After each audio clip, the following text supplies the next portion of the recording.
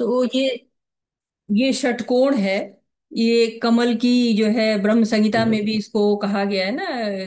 और मंदिरों में भी आपको कहीं कहीं दिखता है ये षटकोण। वैदिक शास्त्रों में भी दिखता है। घरों में करवा चौथ की पूजा में, दिवाली की पूजा में लोग इसको लाते हैं। तो बहुत पवित्र चिन्ह है, मंगलकारी चिन्ह है।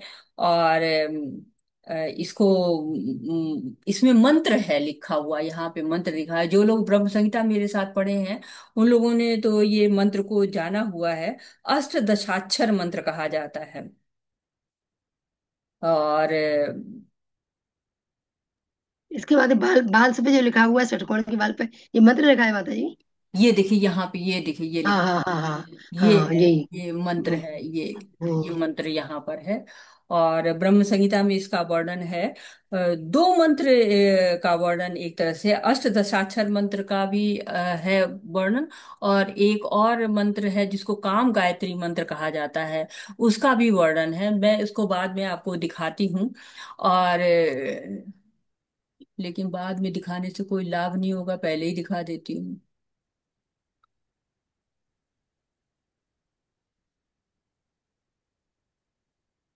हरे कृष्णा।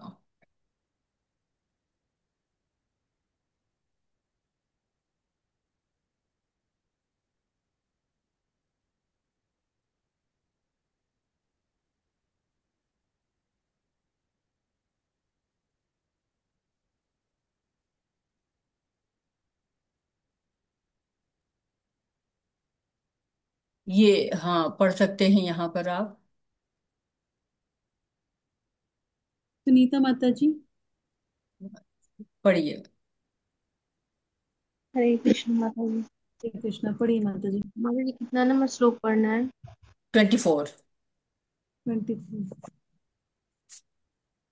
24। उवाच पुरतस्तस्मै तस्य दिव्या सरस्वती काम कृष्णाय गोविन्द हे गोपीजनैत्यपि वल्लभाय प्रिया ब्रह्मणे मंत्र ते दास्यति प्रियम।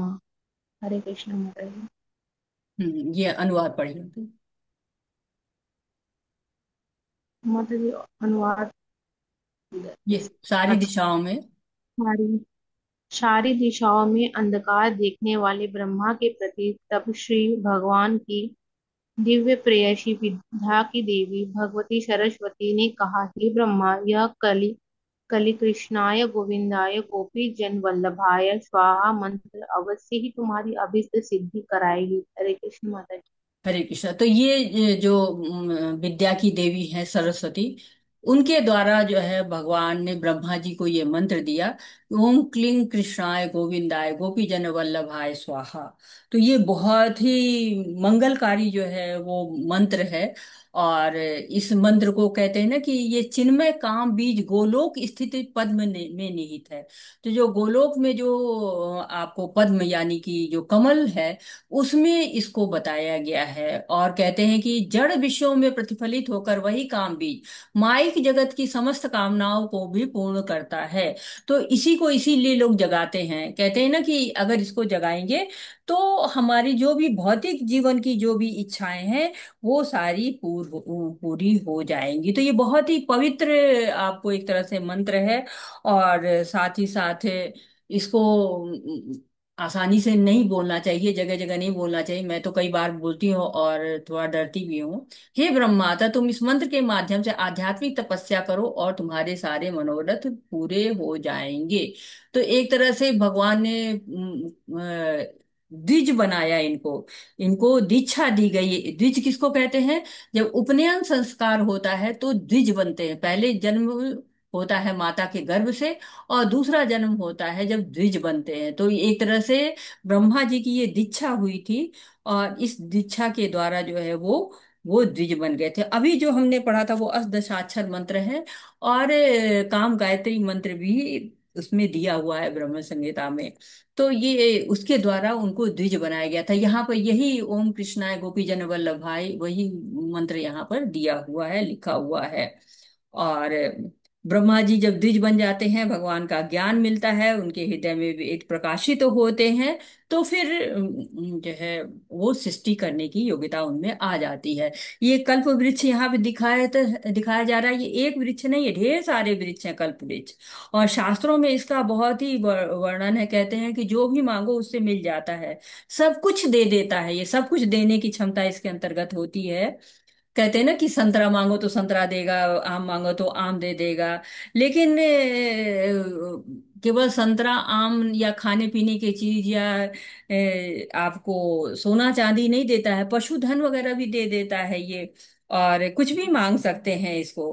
और प्रभुपाद जी ने इसका वर्णन किया हुआ है, तो वो कहते हैं कि ये जो गोलोक के फल होते हैं, ये ऐसे नहीं होते कि इसमें छिलका भी हो, इसमें गुठली भी हो, और सड़ा गला हो, बीज हो, ऐसा नहीं होता है। बिल्कुल बस खाने योग्य होता है। तो कितना ऐश्वर्य होता है, ना धोना है, ना छीलना है, ना काटना है। हमको संतरे खाने हैं तो संतरे के पेड़ पे जाना पड़ेगा, आम खाना है तो आम के पेड़ पे जाना पड़ेगा, अगर हम गाँव में ऐसे रहते हैं जहाँ पे इस तरह के, अब तो सब शहरी हो गया है।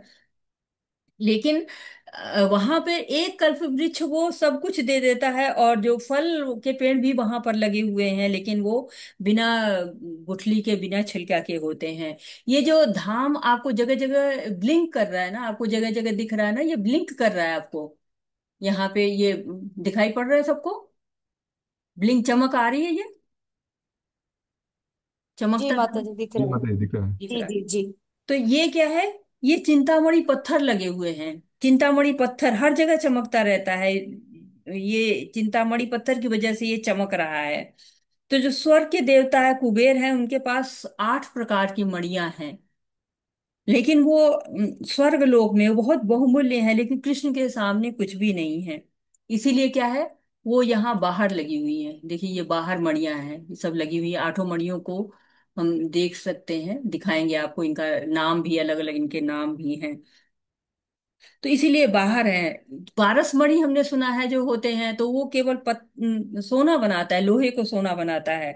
लेकिन चिंतामणि से कुछ भी मांगो तो वो दे देता है, पत्थर। क्योंकि चिंतामणि क्या है कि कहते हैं कि वो कृष्ण तक को दे सकता है। अगर उसे कृष्ण की भक्ति मांगिए, कृष्ण को मांगिए, तो वो भी दे सकता है, इतना उसके अंदर होता है। और चिंतामणि भक्तों के चरणों में पड़ा रहता है, ये कारण है उसके, और ज्यादा उसकी ऐश्वर्य बढ़ता चला जाता है। भक्त उस पर चलते हैं, और भगवान की इच्छा के अनुसार वो कभी लंबा हो जाता है, रास्ते को लंबा कर देता है, कभी रास्ते को छोटा कर देता है। या भगवान को स्लाइड करके, जैसे हवाई जहाज में स्लाइड से चलते हैं ना, कहते हैं कि जब इमरजेंसी होगी तो स्लाइड पे आपको पहुंचा दिया जाएगा, उस पट्टी पर खड़े हो जाइए। वैसे स्लाइड करके भी भगवान को पहुंचा देता है। तो भौतिक जगत में हम मणियों की कितनी चाहना करते हैं कि मणि मिल जाए। न्यूजीलैंड में जाइए आप, तो समुद्र के किनारे बड़े सुंदर सुंदर पत्थर दिखते हैं। लोग देखते ही पागल हो जाते हैं। वहां के लोग तो आदत ही है, लेकिन यहाँ बाहरी लोग तो पागल होते हैं। उनको ऑर्नामेंट बना के पहन पहन के खुश होते हैं। लेकिन यहाँ पे क्या है, पत्थर ही पत्थर है, ऐश्वर्य ही ऐश्वर्य एक तरह से है। दूसरी और विशेषता, अब एक तरह से आप हम मैं आपको इस जगत की विशेषताएं ही लगातार बता रही हूँ, देख रही हूँ। एक विशेषता और मुझे याद आ रही है कि जो भौतिक जगत में है वो सबसे तेज क्या चलता है? भौतिक जगत में अगर कहे जाए कि सबसे तेज कोई चीज चलती है, तो क्या चलती है? मन मन मन मन मन। चलता है, बिल्कुल सही प्रभु जी। और एक चीज और है जो मन की तरफ से चलती है, वायु। वायु। हाँ बिल्कुल सही है। तो मन और वायु का लगभग कंपैरिजन ही किया जाता है कि वायु तेज चलती है, वायु से तेज थोड़ा मन चलता है। लेकिन आध्यात्मिक जगत में क्या चलता है सबसे ज्यादा? आत्मा। आत्मा, बिल्कुल सही कह रहे हो प्रभु जी की, आत्मा चलती है। तो कहते हैं कि अगर मन की स्पीड से जाया जाए आध्यात्मिक जगत में, तो हम 40,000 साल में पहुंचेंगे। क्योंकि अगर मन की उससे चले तो पहुंच ही नहीं पाएंगे, एक तरह से समझ लीजिए। तो आत्मा उससे भी तेज चलती है, तभी तो भगवान तक पहुंचती है। जो आत्माएं, शुद्ध आत्माएं होती, भगवान तक जाती हैं। वो कितनी तेज चलती है। तो कृष्ण बहुत दूर है पर कृपालु हैं, बहुत कृपालु हैं। उन्होंने हमारे लिए कितना अच्छा रास्ता बना दिया है कि हम भगवान का नाम का जप करिए, 16 माला जप करिए और पहुंच जाइए भगवान के पास में। और चाहे मतलब इतना कोई बहुत हमको स्ट्रिक्ट नहीं रखा है, चैतन्य महाप्रभु जी ने हमको ऐसा जगह दे दिया है। तो एक तरह से हम कहते हैं कि ये यहाँ पर सूर्य और चंद्रमा की भी जरूरत नहीं होती है, किसी प्रकार की अग्नि की भी जरूरत नहीं होती है। ये हमने भगवत गीता में पढ़ा हुआ है।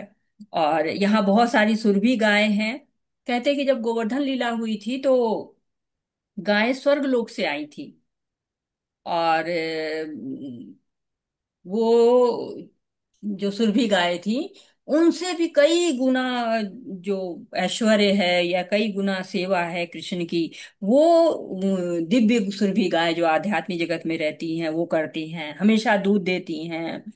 और यहाँ तक कहते हैं कि वो दूध ही नहीं देती हैं, अगर दूध से बनी कोई चीज भी भगवान चाहते हैं तो वो भी उनको दे देती हैं। तो इंद्र का भवन बहुत ही ज्यादा ऐश्वर्य वाला माना जाता है, इसीलिए सब लोग स्वर्गवासी होना चाहते हैं। लेकिन जो भगवान की जगह है वो उससे भी ज्यादा ऐश्वर्य वाली हुई है, होती है।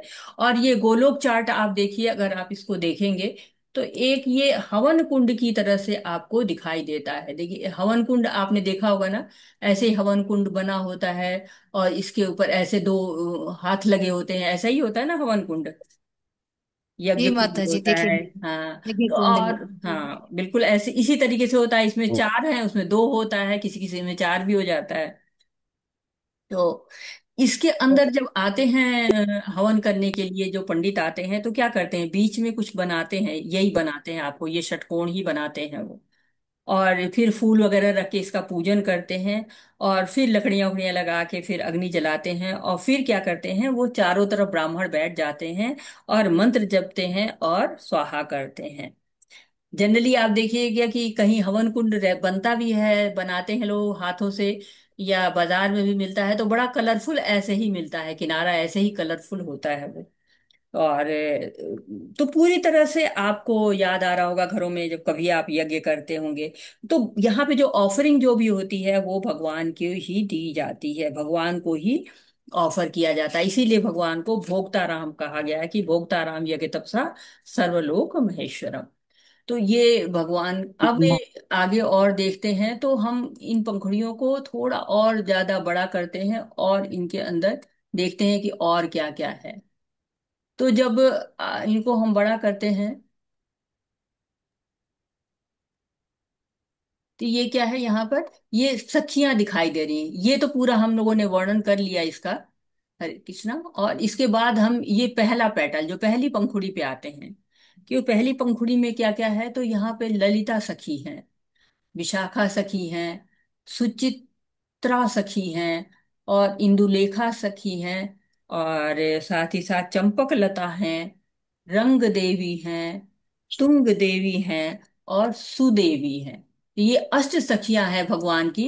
एक तरह से जब हम बात करते हैं सखियों की, तो जो भी फीमेल होती हैं यहाँ पर गोलोक धाम में, वो सारी की सारी आपको गोपी कही जाती हैं। और जितनी भी जो जितने मेल होते हैं वो सारे गोपा कहे जाते हैं। तो ये पहली लाइन सखियों के नाम की है, अष्ट सखियां हैं सारी, श्रीमती राधा रानी का विस्तार कही जाती हैं। जो ललिता है वो पहली सखी, शास्त्रों में भी इनका सबका वर्णन है।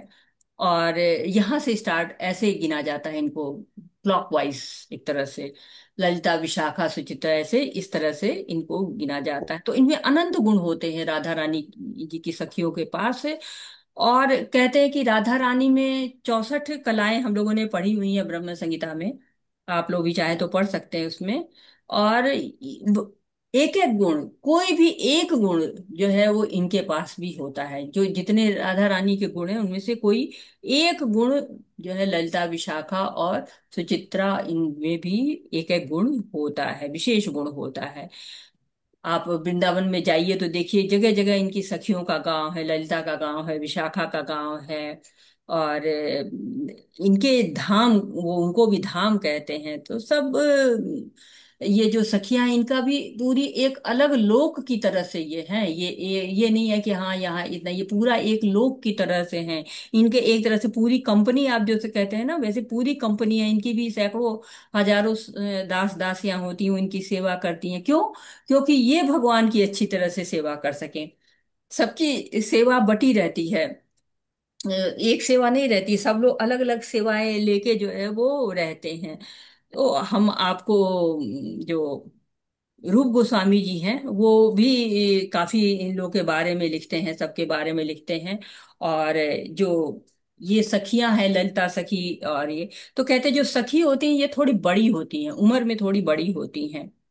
और विशाखा सखी सब ये लोग उम्र में थोड़ी बड़ी हैं। कहते हैं कि ये 12 से 16 साल की, या 11 से 16 साल की, 15 साल की, ऐसी ये होती हैं, मुख्य होती हैं।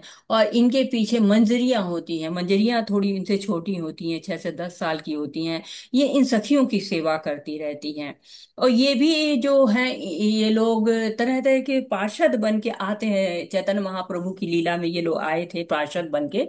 जो ललिता सखी है वो स्वरूप दामोदर बन के आई थी। जो चैतन्य महाप्रभु है उनके चार बहुत करीबी लोग हैं। स्वरूप दामोदर हैं, पिता जैसे थे, थोड़ा डांट भी देते थे, थोड़ा प्रोटेक्ट भी करते थे। रामानंद राय जी थे, वो थोड़े सुनते ज्यादा थे, बोलते वो कम थे, ऐसा उनका वो था। और सिक्की मैथी थे वो भी भगवान की सेवा करते, चैतन्य महाप्रभु की सेवा करते थे। माधवी देवी उनकी बहन थी, वो भी उनकी सेवा करती थी। और कहते हैं कि जो विशाखा सखी है वो रामानंद राय बन के आई थी। और जो सुचित्रा सखी है, इनको सुचित्रा भी बोलते हैं कहीं कहीं पे। और ये गोविंदानंद ठाकुर जो है बन के आए थे। और इंदुलेखा जो थी वो रामानंद बसु बन के आई। और चंपक लता जो सखी थी वो शिवानंद सेन बन के आई। और जो रंग देवी हैं ये गोविंद घोष घोष बन के आई। और तुंग देवी कृष्णा पंडित बन के आई। और सुदेवी जो वासुदेव घोष बन के आई। तो ये सब लोग चैतन्य महाप्रभु की लीला में आए और चैतन्य महाप्रभु की सेवा की। और ऐसा आचार्यों ने लिखा हुआ है, दो किताबें लिखी गई हैं। और इसमें एक का नाम मुझे याद है कि भक्ति रत्नाकर करके है, जो नरहरि चक्रवर्ती ठाकुर ने लिखा हुआ है।